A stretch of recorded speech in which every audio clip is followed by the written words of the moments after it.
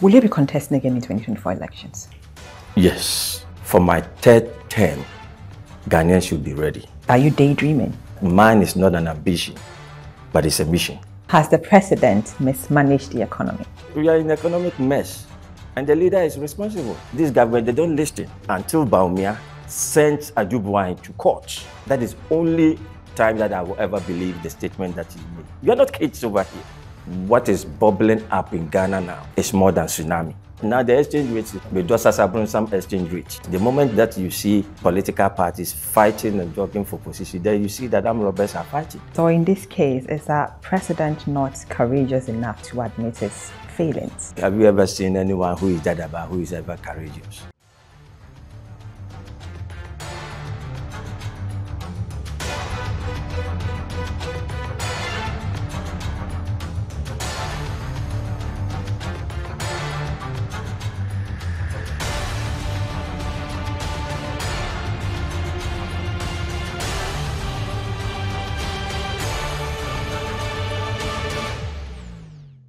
Welcome to the 17th season of The Hard Truth. Now, today, we'll be bringing you more riveting interviews as we interrogate our guests on issues that matter to you. Listen, Ghana has practiced a multi-party democracy for about 30 years now. Within this period, political power has always been vested in the hands of only two major political parties, the National Democratic Congress and the New Patriotic Party. But the current deteriorating economic conditions and the high cost of living in our country has created a situation where many Ghanaians are disenchanted with the ruling party and they're equally not enthused with the NDC as a better option. Does this offer the right condition for the small political parties and independents to make their break in securing the presidency? What would a Ghana ruled by an independent candidate look like? To discuss these issues and more, I have with me Joseph Osei Yeboah, Jacob. Right. I have with me Jacob Osei Yeboah, an independent presidential candidate in the 2012 and 2016 presidential elections. And you are watching The Hard Truth. My name is Nana Akosua Konadu Samuel. Jacob, welcome to The Hard Truth. Thank you. I think you look like a Joseph.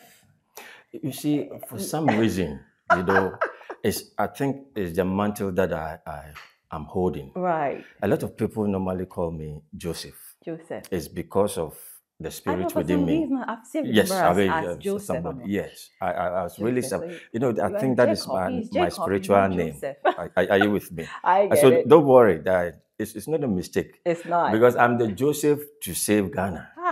We'll see. Yes. Anyway, now, you contested in the 2012 and 2016 presidential elections as an independent candidate, but you pulled a surprise in the 2020 elections by choosing to serve as a ruling or running mate to another presidential candidate, one independent candidate, Mr. Alfred Osei Yeboah.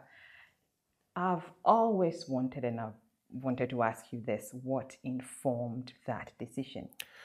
Akosua, first and foremost, I wanted to make a statement to say that I'm not ambitious, but then I have a mission. And the mission goes beyond the missionary. And then somewhere along that time, there were a couple of people who felt when I tried to bring all the independent presidential candidates together, they felt that by all means, Jacob wanted to be the leader. The leader. Right. And I wanted to demonstrate to them that no, that has never been my mission. Right. But I stand for a purpose. And that purpose that I stand for is that, first and foremost, all of us, and Ghanaians hear me, multi-party democracy is a worldwide We'll talk scam. about that. We'll talk about the multi-party democracy issue. But listen, you were already a household name in the country, but Mr. Walker was like a relatively new face to all of us, and many people didn't know him publicly. So shouldn't you have been the main candidate instead of the running mate, Mr. Walker? It's yes and no. I'm listening. Okay. It was obvious I did everything, and I intentionally put him there.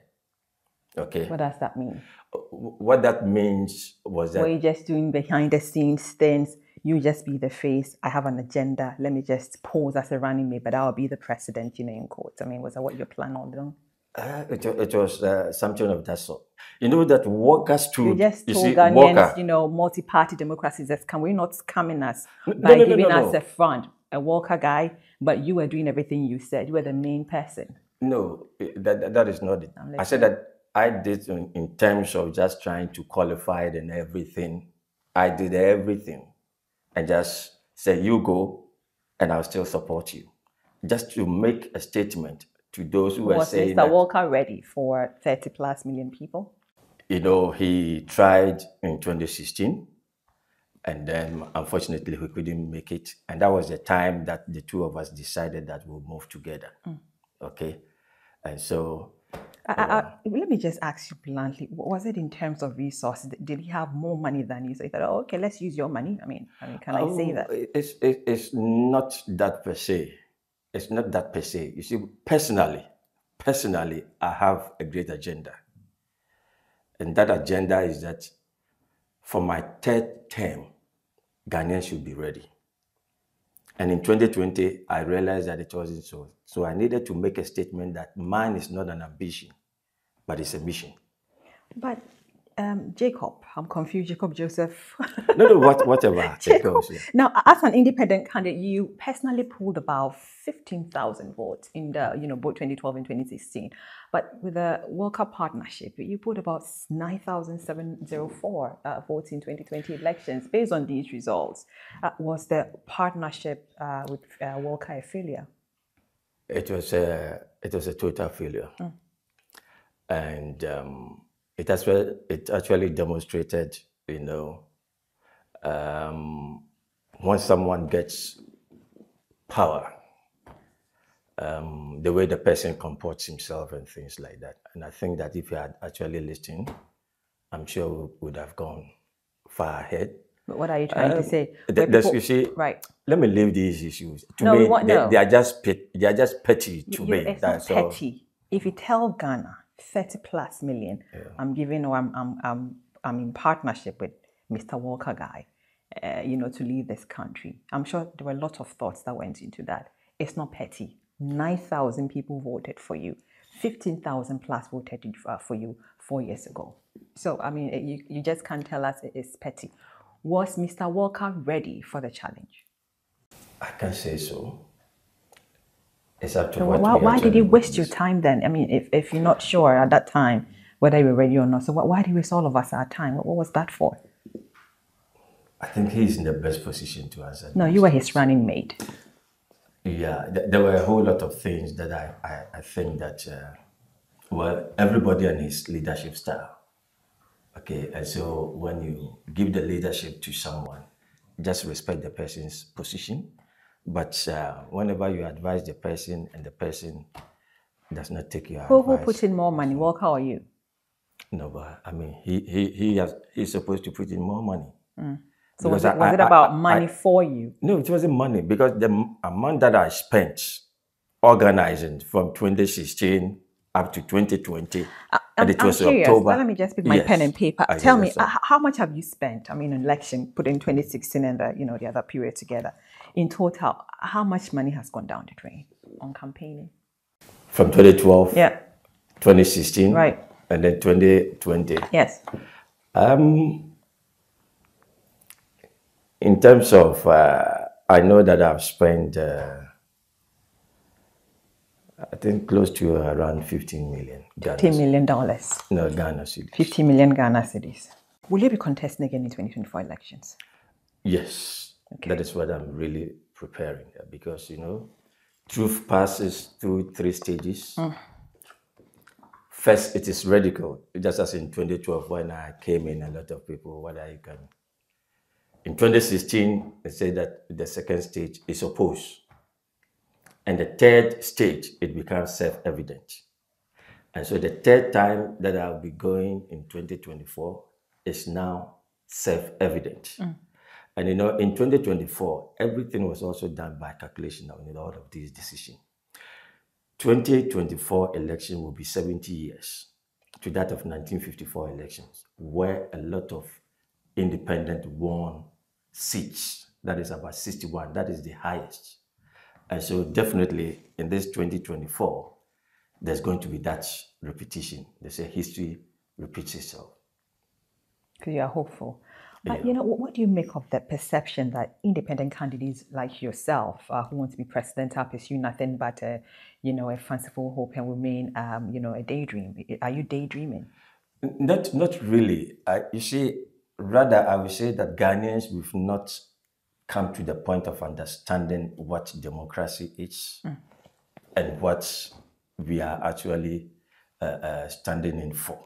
You see, and Jacob Osei Yeboah, aka Joy, is actually bringing out the credible alternative to multi-party democracy, and that is why mine is a non-partisan system, okay, which is an alternative to multi-party democracy.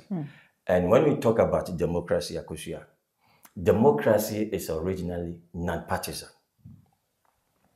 And so whenever you talk about multi-party democracy, they say that it's incongruent, okay? It's a paradox. We don't understand.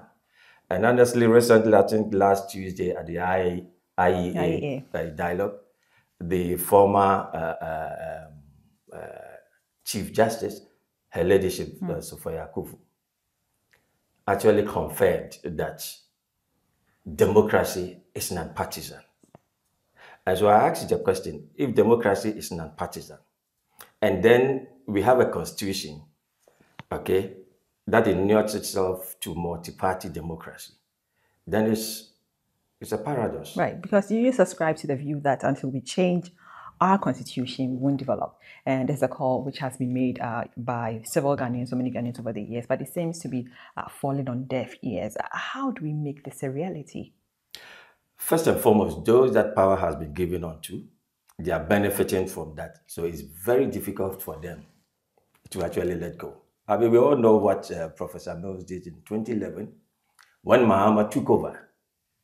Mahama, at the end of the day, we realized that did not pursue that because it's benefiting them. And everybody was hoping that Nanado, who is a lawyer, when he took the reins of affairs, Nanado will actually talk about constitutional amendment.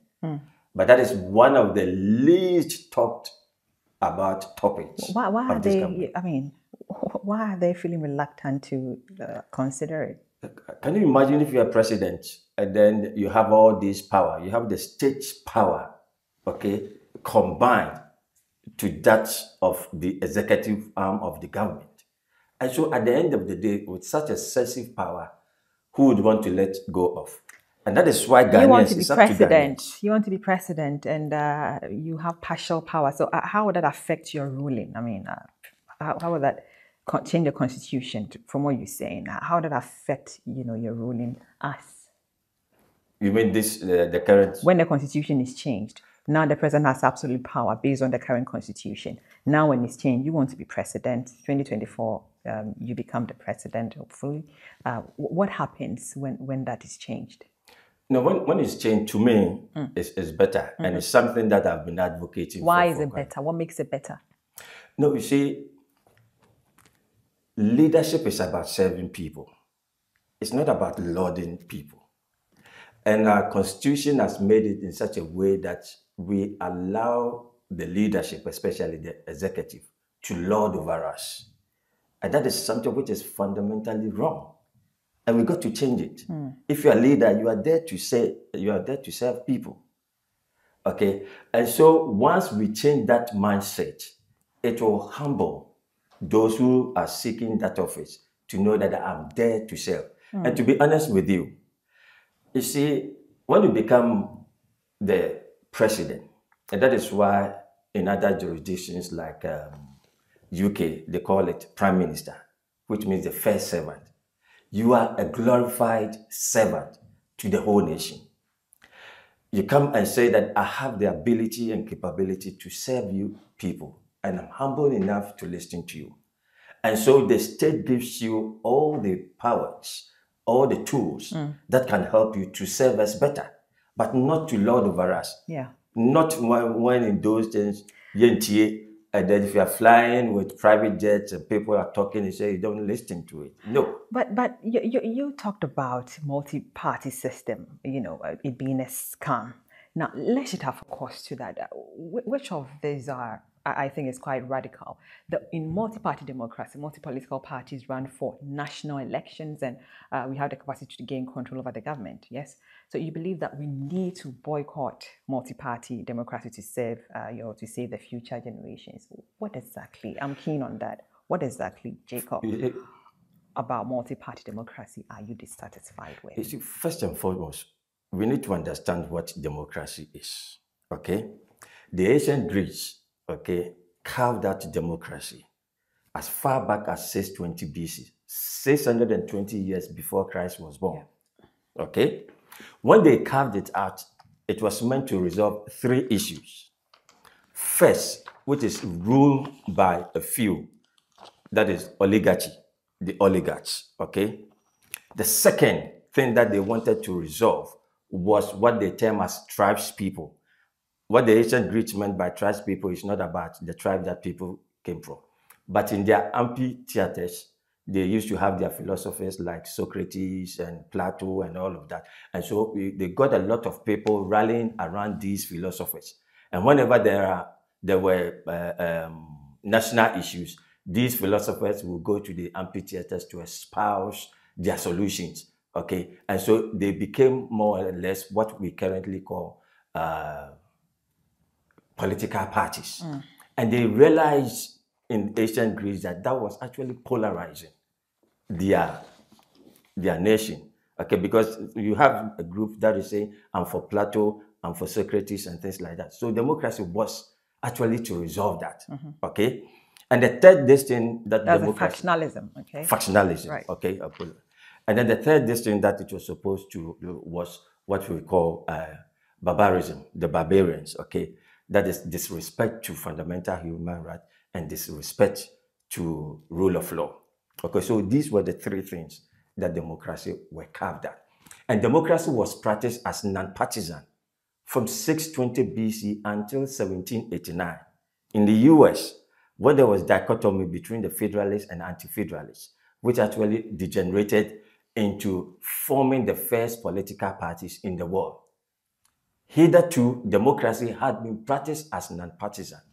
And so the root cause of partisan democracy had to do with division or divisionism. And that is something that all of us, we need to work against. And Akosua, the way God has created all of us for us to develop is we develop in unity, in diversity. Right.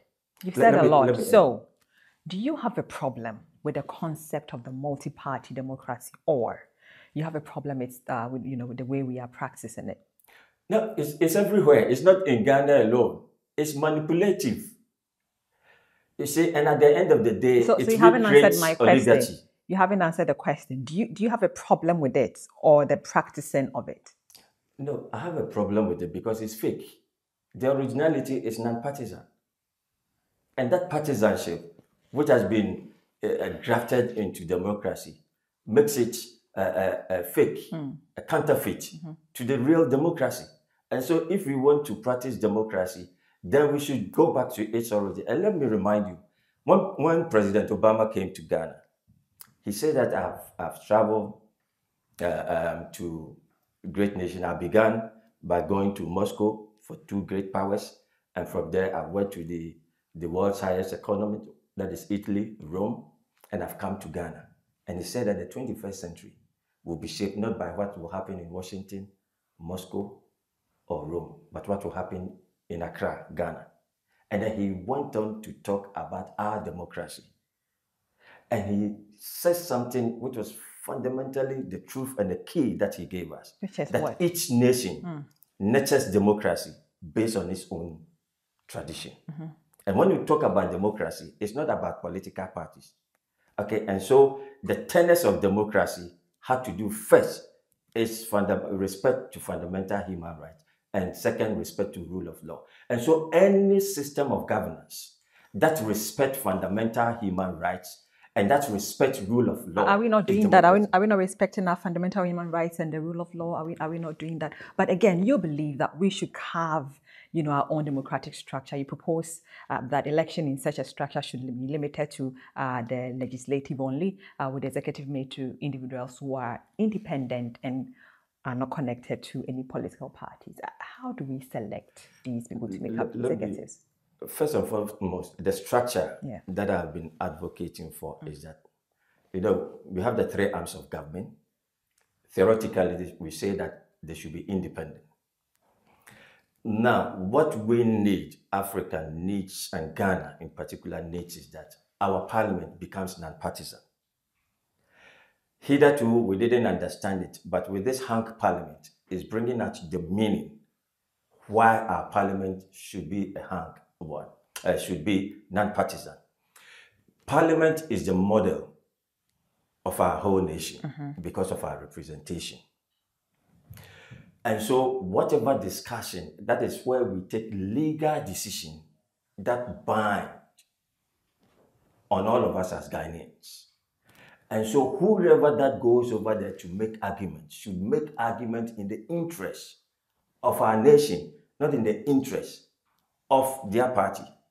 And the reason why I was telling you that partisan democracy is a scam and it precludes the gumption, that is the ability of the mind to reason. A typical example is recently what happened. We have 80 NPP MPs. Nobody forced them. They came out and said that we want the finance minister to go and that the finance minister should go. We've consulted our constituencies and our constituency says that he should go. They came, nobody forced them. They held that press conference. And then later when they came back to say that they've had discussion with the president. And after having discussion with the president, they came back to say that, no, we've changed our minds. And so how independent are they? And meanwhile, when they were looking for power, I'm coming. When they were looking for power, they told us that they were going to represent their constituency. Right. And meanwhile, in parliament, they represent the president or their party. Isn't it a scam? It's an open scam. Right. You're still watching The Hard Truth. We'll be right back.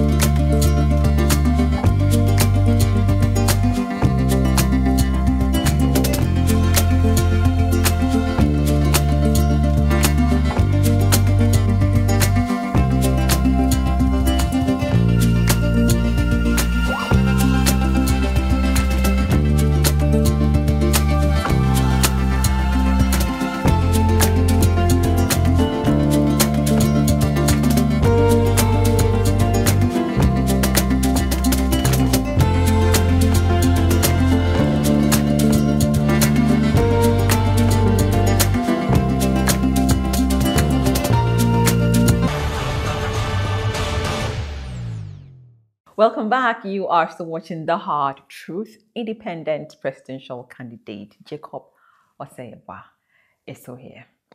Jay, hey, Ghana, I should call you by, I should say Mr. Joy, cry. Joy, just joy. And then let's do joy. We are status conscious too much, and that is what is killing all of us. So Joy, thank you. I'll call you Joy. Just say Joy and then feel free. Right. So Joy, although you lost the 2020 elections, I remember you were one of those who congratulated the president, Akosua Konadu, on his win. Now, 2 years into his second term, we are faced an economic mess, and Ghanaians are really suffering. Has the president mismanaged the economy, Jacob? That is what all of us are witnessing. We are in economic mess. And the leader is responsible. So he has. I mean, it's not a question that Jacob has to answer. It's something that everybody said. We are in total because he mess. promised heaven and earth, but we are currently experiencing hell, I would say. But, he has also denied any culpability to this and consistently blames it on COVID and then Russia-Ukraine war. Many believe otherwise. What are your thoughts on the president's reluctance to admit his mistakes of his government? And does he owe us an apology? Does the president owe Ghanaians an apology? Together, with Baumia and all what they said. You see, when you say somebody is courageous, it's about when someone is able to say, I'm sorry.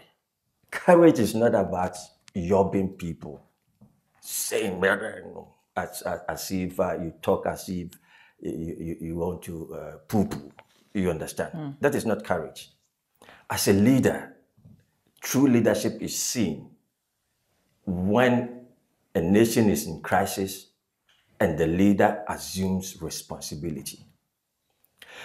Now, when he was taking over from Mahama, said that the nation was a mess. So why did he decide to take over? And campaign went around and said that vote for me. To fix the it. extent that Akosua asire sa, and then you were giving. When you were going about Akosua asire, you were telling Ghanaians that you have what it takes to overturn the economic mess that we're facing during Mahama's time. And so he's supposed to take responsibility. And with that humility and that courage of assuming responsibility of the economic mess, that is when creativity will begin to come out and raise solutions. Right. So in the case, or in this case, is that president not courageous enough to admit his failings? Now, have you ever seen anyone who is that about who is ever courageous? Those of us who were born at Zongo, we are courageous. And that is what I'm saying, that courage is not about when you talk Montomami, Nana, and those. No, that is not courageous. Okay? And then the way we used to say that this man is courageous, if Nana had not become president, I'm sure that history would have said that the president that never was. Okay? So he's not courageous. I say, if I get closer to him, I'll tell you that Nana, be bold, just as who is Nana Konadu. Be bold and tell Ghanaians that I'm so sorry. So he's not. He's not bold. No, he's not bold. He's not humble. No. You see, what does it take for me to say that I'm sorry, Akosua? And the sorry will do what specifically? No, I'm sorry. The moment that word comes out, that is why I was saying that it brings out creativity, acceptance of the challenge. Then you can go back to the people, just as they can say that Nyansa, then you humble yourself and say that 30 million Ghanaians, you had faith in me to take you to paradise. But things have really gone amiss. And so here, man, bring your ideas. But the funny thing is that you see, this government, they don't listen. When you advise them, they don't listen. So I want to ask again, does the effort of the government again convince you that Ghana can bounce back from this crisis anytime soon?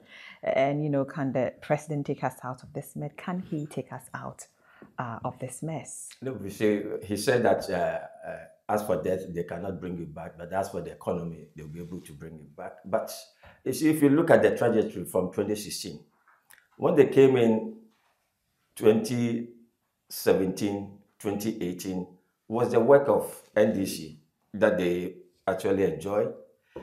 There were goodwill from the people, and then we started seeing this kind of degeneration.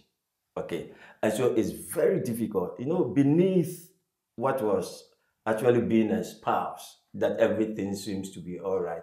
We have this corruption. You realize that as soon as Nana came, there were a lot of corruption scandals, even to the extent that those who can sit closer to him, seats were sold, just like what has just happened to Baumia, that before you can even see Baumia, you need to pay the 200,000. Akosua, let me tell you, Baumia came out to deny that, but nobody should believe him. Until Baumia sent Ajubuain to court. That is only time that I will ever believe the statement that he made. We are not kids over here. If he dare, he should send Ajubuain. That is when the whole nation will hear what has truly gone on. So he shouldn't just come out and deny it and say they've given the case to the special prosecutor. Do you think it's going to yield any results? You see, as I sit here,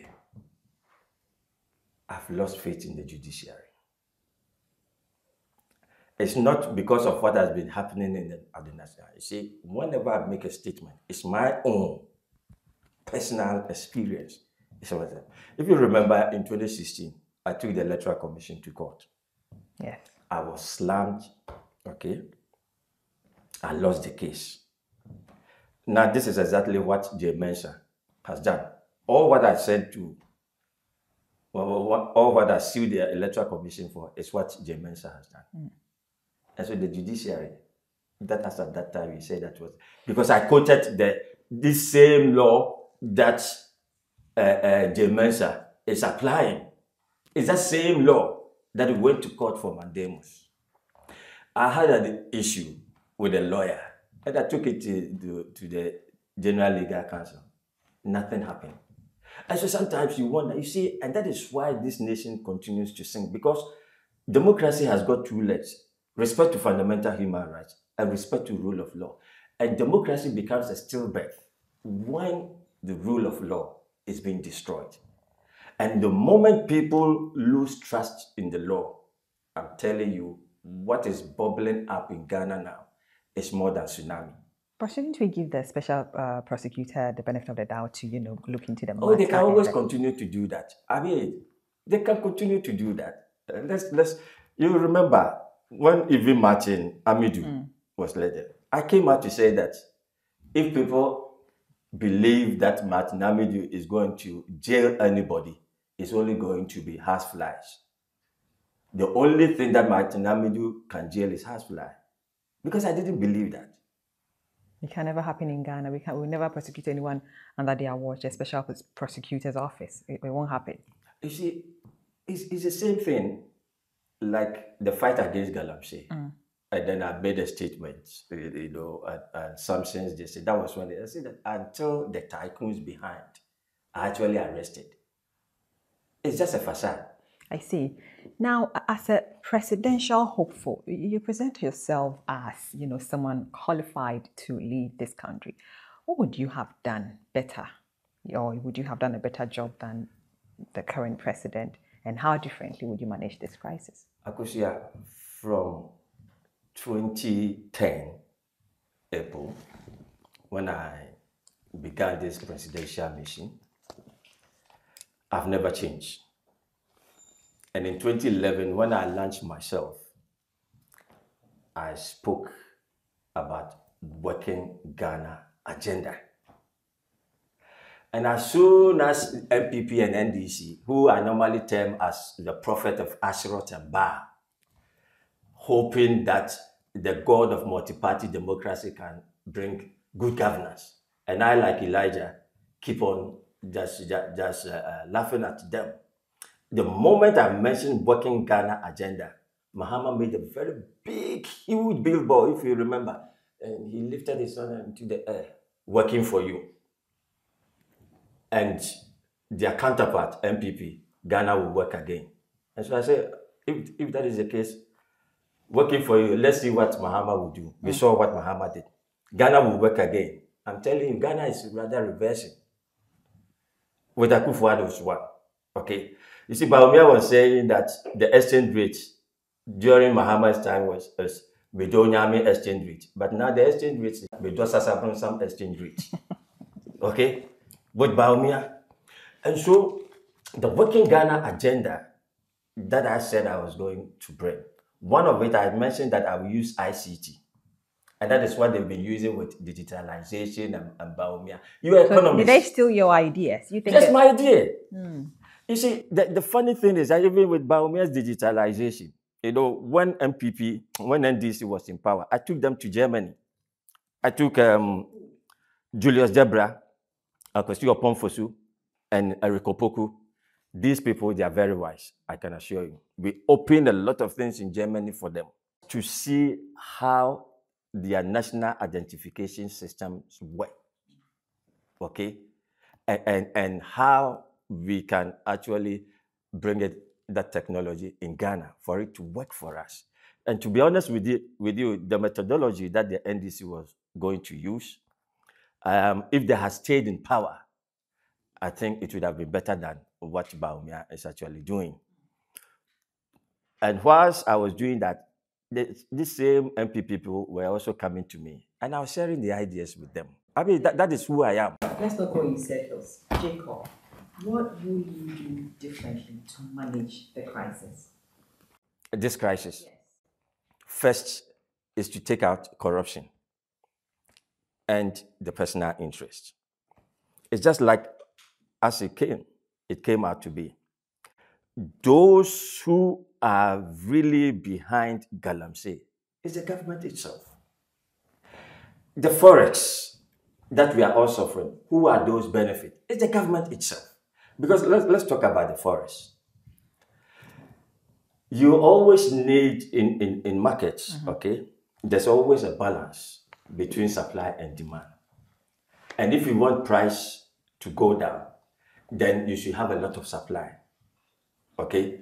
When you have a lot of supply or you decrease demand, then the price will go down.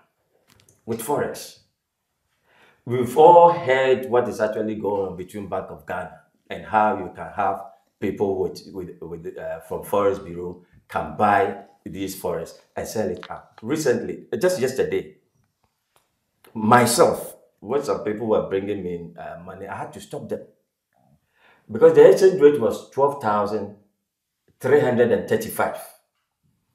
So when they send $1,000 to you, it will be 12,335. And I needed the money in dollars for other business in another country. And so this 12,335 is the exchange rate. When you have it and you go to the bank, it's 15,250. And so with that one alone, you are losing over 2,915. How can you work it out? And so first and foremost, what we need to do is just to make sure that anyone who is holding dollars cannot go to the banks to change. Where would you change it from? You don't need to be holding dollars. You don't need to be holding dollars, left alone, for you to go and change it. And only those who can actually change dollars are foreigners or Ghanaians who are stayed outside. But even that, you can only do that at the banks, where they will take your boarding pass or the ticket that you came out with, and then your passport before they will accept the dollar. Now, when you bring such a system and you are holding dollars, it becomes useless in your hands. That is the first thing. If you are traveling outside Ghana and then you need dollars, we will have banks at the departure hall at the airport. And then you can request the amount that you need. After all, the maximum that you can take cash on you is $10,000. $10,000, yeah. And so when you are going out and then you apply through your bank will make it available at the departure hall at the airport, where you have all this before you can actually take that 10,000. What of cost of buying things and every day it's just skyrocketing. It's because of this. You see, one of the things that we've not understood, I was telling some of these economists, you see, the dollar itself has become like a commodity like gold. Before you can trade in the world, you need to buy this commodity called dollar before you can purchase anything. So America has actually outsmarted the whole world, making the money that they print like a commodity like gold before you can trade. And it's something that we need to work against that. And so for us as a nation, gold is money. And so with most of our exports, we can actually negotiate ourselves out with other foreigners that it's not only dollar that we can give you. We can also purchase it in the form of gold, because we have gold here where you are using cedis to buy gold and you are exporting through dollars. That can actually bring in a lot of inflows. I see. And that is something that, you see, we need to think outside the box. But in thinking outside the box, Jacob, in thinking outside the box, yes and no. But what kind of relationship? Because you've said a lot. It's like, oh, this guy has a lot of ideas. But I want to know, what kind of relationship, first of all, do you have with the president? And how conscious are you, or what effort have you made to making recommendations to him? Have you made any effort in saying, Mr. President, these are my recommendations and I think this is going to help the country? Have you done that? And then not only Mr. President, not only NPP, NDC NDC, I did it. They are the current government Yes. now, so NPP now. MPP, Yeah. I did it. This is what I was initially talking about, the national identification system. When it began, they called me, I gave a white paper to Baumia, and it was going to cost the nation $430 million with intelligent address system. I brought those who did that of Germany, okay, through the biometric system, and then the one in UK, which is through address system. And then I brought the team together. We made a presentation. And in our presentation, that is when we say that if Ghana, because the Germans and then the British will say that if Ghana accepts this one, then our national identification system is going to be the best throughout the world. And that was what Baumia quoted us. But then in implementing, we told them that if we were going to implement this, we were going to use the digital address system. That digital address system was only to help us to locate those that will take their biometric for them to have their national ID. And by the time that I realized Baumia has gone out to talking Ghana, blah, blah, blah, with digital address system. So now, he even stole he your himself, idea? Did he steal the idea? Yes, but you... Yes, what? I just want to talk about, if I tell you at this moment, Akosua, my digital address system, okay, is G1182255. Do you know what that place is? No. Is it Baumia himself? I have to put it in the... You see, it's not intelligent enough. And so, you see, the digital address is just like your place. It's just like address hanging in the air for this place, okay? But then, when you talk about intelligent address system, in the UK or elsewhere, where we have skyscrapers, okay? And so you have a floor of, let's say, about 40 floors.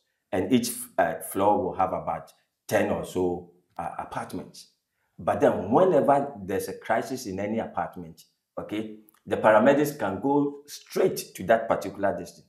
But with the digital address system, all of them in that flat or skyscraper will be having the same digital address system. Yeah. And so we told Baumia that this one is not going to work. With the intelligent address system, we will tend to know that where we are having... so what, they didn't go with your idea? They didn't go, and we told them that they were going to fail. And it's a failure. Have you realized that the police, when people cross red lights, the police will say, we've seen these cars crossing the red light, report. In the UK, in the US, in Europe, the moment you cross red light, they come to you directly. You have a penalty ticket to address directly. Directly. We told them that that is the rule of thumb. I see. I mean, how can you, an economist, I am electrical engineer, okay, with process control and instrumentation as also as my background. When I'm telling something, you say you're an economist. And I even told him that when Baumia says that you can do propaganda with all what you care, but the exchange rate will expose you. I told him that he's saying that, but what he is saying is from theory. It's not from practical level. And then you as an economist, and I have stated that. And then as an economist, Baumia has failed us as Ghanaians. He's failed. No, he has failed totally. He's failed. He has failed totally. You are watching The Hard Truth. We'll be right back. We'll be right back.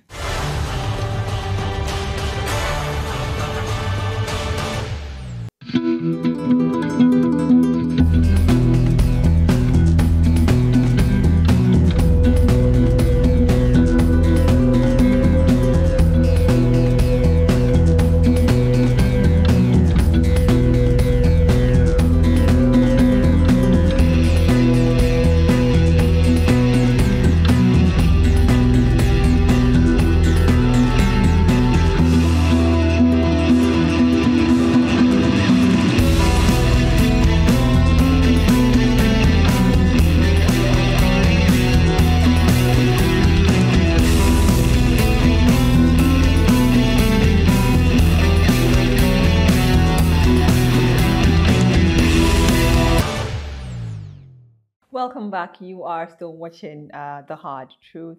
Jacob Osei Yeboah, 2016 independent presidential candidate, is still here, 2012, 2016. Right, now, Jacob, the current economic conditions have made many Ghanaians disenchanted with the NPP government. They are equally not enthused with the NDC as a better alternative in 2024 elections.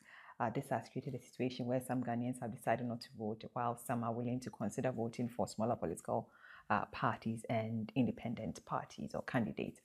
Are the minor political parties and independents like yourself well positioned to take advantage of the opportunity to break the duopoly or the NPP and NDC duopoly? Definitely, that has been my agenda since 2012. And behind the scene in 2012, we did that. But what was actually happening is that, between some of these minor political parties, getting to the election, you realize that NDC, if NDC buys the presidential candidate, then MPP will buy the national executives. And so you see their presidential candidates always fighting with the national executives, and then everything is destroyed. Okay. But currently, there's a force behind the scenes, and for the first time, let me talk about this thing openly.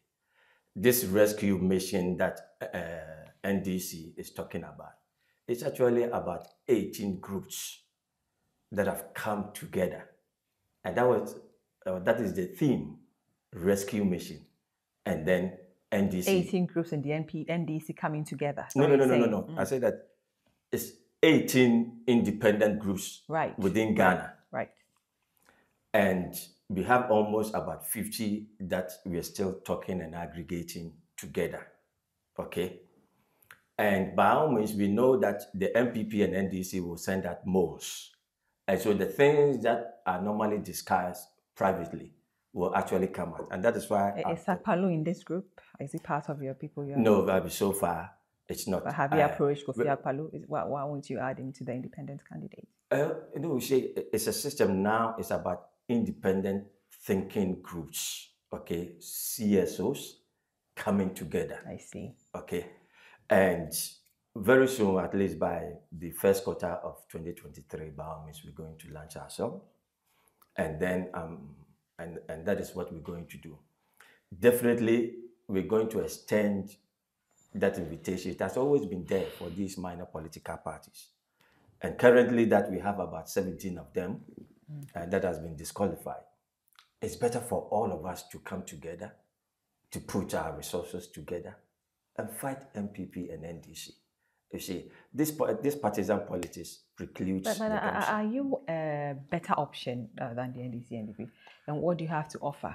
If you are offering an alternative, it should be an alternative to partisan politics.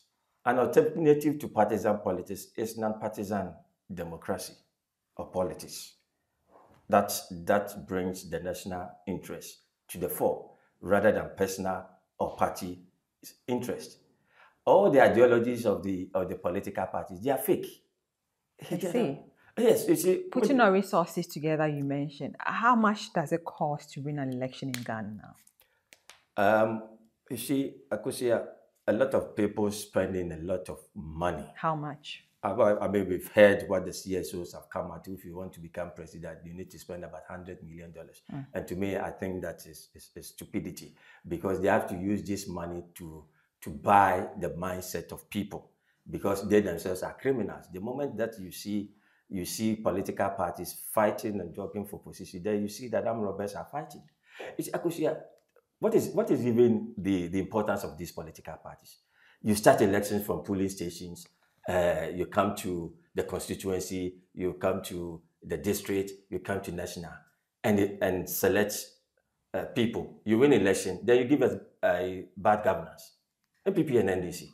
So what is that? They waste our time, they waste our resources, they kill people, they shed blood, and at the end of the day, you give us bad governance. So what at all? You see, it's something that Ghanaians have never sat down and thought about. So help me here. I'm curious now. How much political parties are useless. Let me put it that way. Political parties are useless. They are useless. At the end of the day, you see, we vote for you to come and give us good governance. And if you give us this kind of governance, what is the 18 people coming together, won't you be a political party? What would it be the name for you? How do we qualify you? We are actually, you see, you need to go through what we term as political mutation. If you want to fight, you need to understand the nature of the fight and how you want to get in there. And so naturally, our position should be, to me, so far as I'm concerned, I believe in non-partisan ideology. So how would what would you be called? So what will we be called? Yes. That is why initially we were talking about the rescue mission as the main. So vote for the rescue mission. Rescue mission, want to rescue Ghana. Okay, and then but it's not a political party. It's not a political party. I see. It's a rescue mission. It's a rescue mission. Okay, just to rescue Ghana. But who will finance it? Who will finance this? He said all of you bring your resources together. What is it? Financial resource? What resource are we talking about? It's also made up with the diasporans. Okay, so we're going to come out with a model of financing. But you see, at the end of the day, the money that we spend in election is about getting votes. You are being cagey with who finances you. Diaspora who? No, what I'm saying that we have the diaspora groups also as part of this rescue mission. And so by all means, are they Ghanaians in the diaspora? Yes, that is Ghanaians in the diaspora. Okay, so at the end of the day, we're going to fish out with the funding. Of course, it will come from different how much sources. When you discussed, how much did you say? We've not gotten there yet. We've not gotten there yet. At this moment, what would the monies be used for? What would these monies be used for? Oh, you see, by coming over here, you spend petrol. Okay, so those who will be going to the hinterlands, to the villages, to send out this good news about the fact that... But don't you think that's the same thing the other political parties do? I mean, you have to go everywhere in the nation. They have to spend fuel and all that. Oh, so don't you think it's the same thing? You know, during elections time, the money that they put in matches box and all of that. So you are not going to give free money? No. At the end of the day, you see, we want people to understand. Like somebody like you, I mean, with your beauty looking at me, you want to go and vote for me. If you are able to convince about 5 of your guys to vote for me, and we spend, let's say, $100 per vote, I'm using, or let me use it, $13 per vote, and you manage to give me 5, multiply that 5 by 13 is 65. It means that you've given me that $65. So that is your contribution. It's so as simple as that.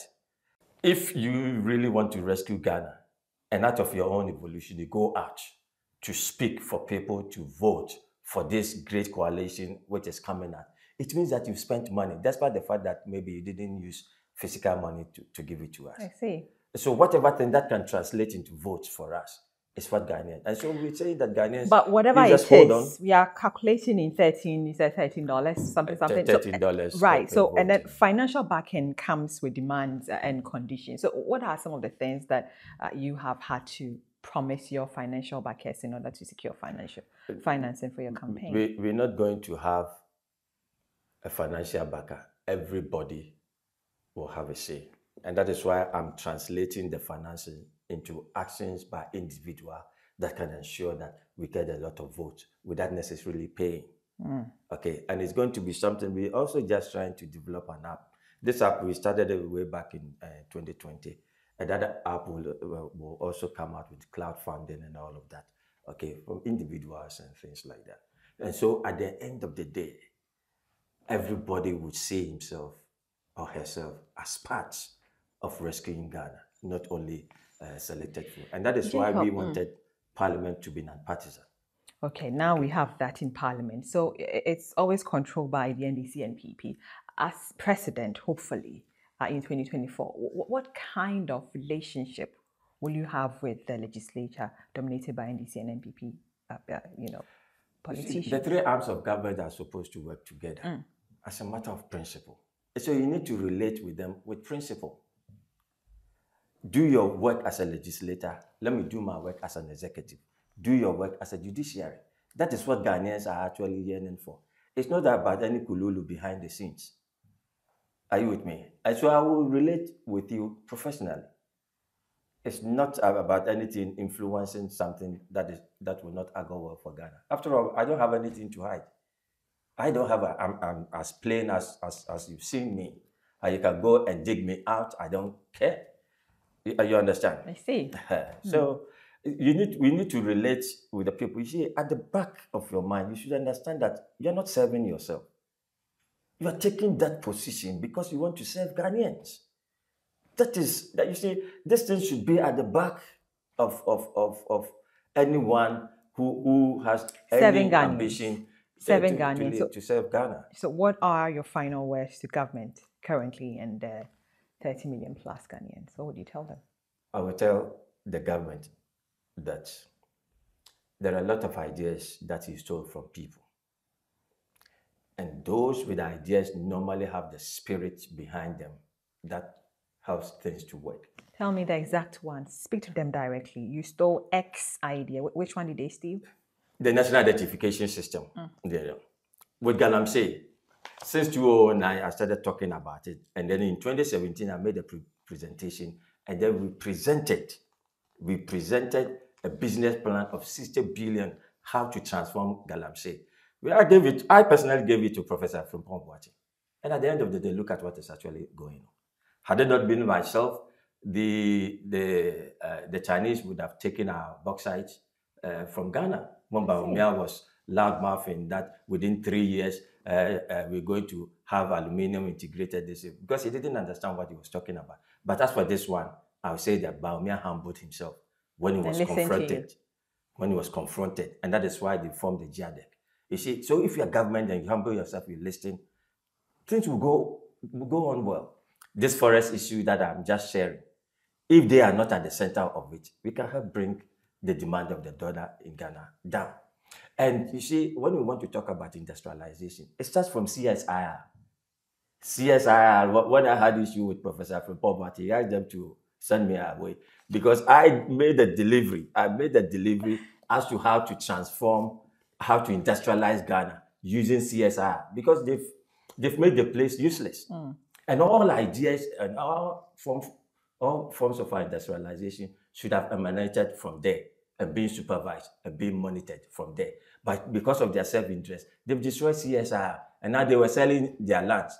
And when I confronted Professor Frimpong, he got annoyed. He asked them that, though he wasn't the one who appointed me, they said that, no, we cannot work with you. You are too outspoken. And then I left the place. So they fired you? Huh? No, they couldn't fire me. I see. They couldn't fire me. They said that I asked them, and so what have I done? Nothing. But you see, you are too powerful. Well, we can't contain you over here. I said I had to leave. If a heart surgeon turned this way, it's because of the system which is wrong. The multi-party system is oxymoron. The multi-party system is what is destroying us. We need to go back to our roots and understand, have a self-realization of who we are as Ghanaians and Africans. Let's lead ourselves and let's stop mimicking the Western nations. That makes you the better option for Ghanaians for 2024. Sorry? This makes you the better option for Ghanaians in 2024. It's the most credible alternative to this destructive, corrupt, partisan system that we have, that is destroying all of us. Are we so happy? It's creating oligarchs in Ghana. It's a multi-party system. It's just like football administration. They sell emotions to everybody, and only the footballers are getting richer together with the administrators. And they sell emotions to all of us. It's the same thing. They've turned governance like football administration. Only the executives of these political parties are enjoying and making it. You see, the saddest thing are those who are not even holding card. And they go about throwing themselves, I'm MPP, I'm NDC, and then they were dancing. When I was coming, I saw a video where a lady was, Montumano, NDC, na, na, na, na. And then the lady was, after that, she said, bro, when you're ready. And so you see, this is what is happening in Ghana. Thank you so much for your time. So I have been speaking to Jacob Osei Yeboah, an independent presidential candidate in the 2012 and 2016 elections. Now, what do you make of his submissions? Is it time to try an independent candidate as our president? And will our living conditions change for the better? Share your thoughts with us on our social media platforms on your screens right now. Catch a repeat of the program on Saturdays at 2 to 3 p.m. here on Joy News. Thank you so much, Karen Harper, for my beautiful costume, Glam Premium GH for this beautiful makeup. You've been watching The Hard Truth. My name is Nana Akosua Konadu. Have a good evening.